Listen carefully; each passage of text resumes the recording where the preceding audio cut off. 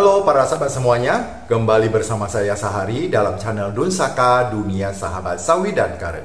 Pada kesempatan ini saya akan menjawab pertanyaan dari Bapak Muhammad Dimron yang dituliskan di video saya di channel Dunsaka ini, dan beliau menanyakan begini: bagaimana caranya kita meminta perusahaan untuk menguji K3, ya, maksudnya uji laboratorium, yang biasanya itu dari perusahaan hanya menebak K3-nya berapa dan itu dihitung mungkin berapa uangnya, kan begitu. Nah, sekarang saya sampaikan ke Bapak bahwa untuk pengujian K3, ya, diuji di laboratorium, itu bukan untuk konsumsi luar. Jadi ketika perusahaan membeli karet tersebut, ketika dilihat secara visual oleh kepala pembelian, berarti kan kita menerka berapa K3-nya. Nah, setelah itu baru ditulis, tentu ada atas persetujuan dari kedua belah pihak. Artinya penjual sebagai toke karetnya dan pembeli oleh perusahaannya dan setuju dengan harga demikian. Dan biasanya K3-nya itu tidak disampaikan kepada toke karet, tetapi yang disampaikan adalah negosiasi harga. Ini harganya sekian, harga sekian. Dan ketika K3 itu yang ditebak oleh kepala pembelian itu, dia catat.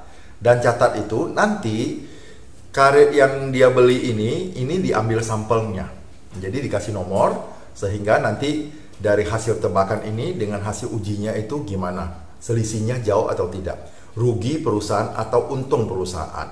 Maka ini adalah satu pengetahuan untuk perusahaan, untuk internal mereka, dan tidak diberikan kepada orang lain.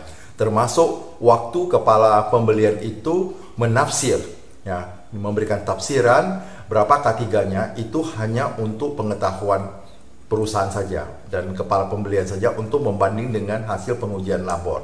Jadi tidak disampaikan. Jadi perlu Bapak ketahui, perusahaan tidak akan mau untuk menguji K3 Anda dan memberitahukan kepada Bapak. Kenapa?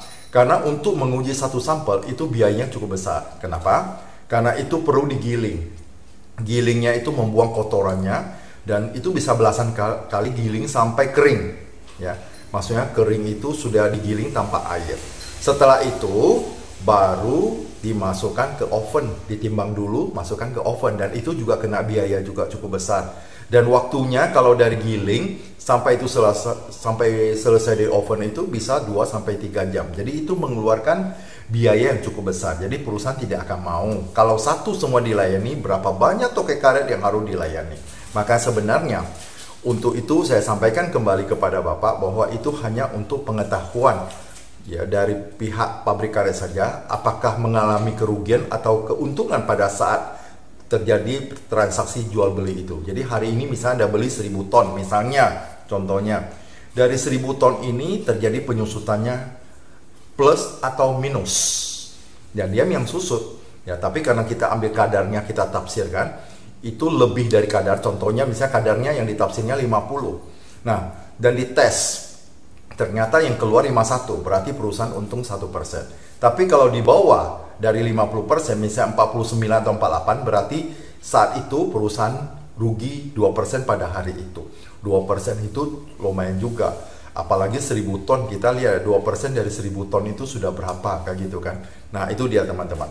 Jadi teman-teman harus tahu. Jadi bagaimana Pak Muhammad Dimron untuk mengetahui K3?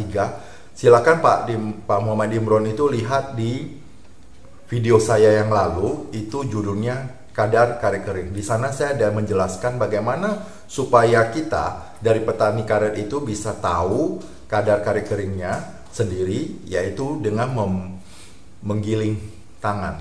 Giling sampai betul-betul kering, baru di oven. Ovennya itu, ya, Bapak Ibu bisa beli. Kalau oven yang untuk perusahaan kan itu mahal, ya, bisa ratusan juta teman-teman. Jadi dibeli saja yang oven untuk kue biasa saja. Yang penting karet itu kering. Nah, itu kan hanya sebagai pedoman saja kan. Nah, Bapak Ibu bisa belajar dari sana.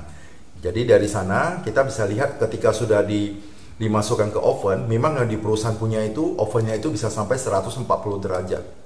Nah, tapi kalau oven yang dibeli oleh kita itu bisa jadi tidak sampai. Tapi misalnya hanya 120, ya tidak apa-apa. Biasanya kalau 140 derajat itu di dalam oven itu bisa 45 menit. Oke, kalau 120 derajat, nah kita perpanjang sekitar mungkin bisa sekitar 60 atau 80 menit. Nah, sehingga karetnya itu sudah kering, nah itu baru kita kalikan. Jadi cara mengalikannya itu adalah bahan baku ya yang masih bokar itu kan ditimbang dulu kan gitu. Nah, setelah digiling, yang gilingnya ditimbang. Berarti giling per bahan baku. Giling plus bukan plus ya. Per yang belum digiling ya. Dikali dengan ya yang masuk oven tentu tidak semuanya ya, digunting misalnya 1 on atau 3 on lah katakannya. 3 on. Oke, nanti setelah sudah di oven ya, tentu keringan. Jadi yang sudah di oven per yang belum di oven dikali dengan yang digiling per yang bahan baku. Nanti dapat berapa persentasenya. Itu saja ya Pak Muhammad Dimron. Terima kasih sudah bertanya.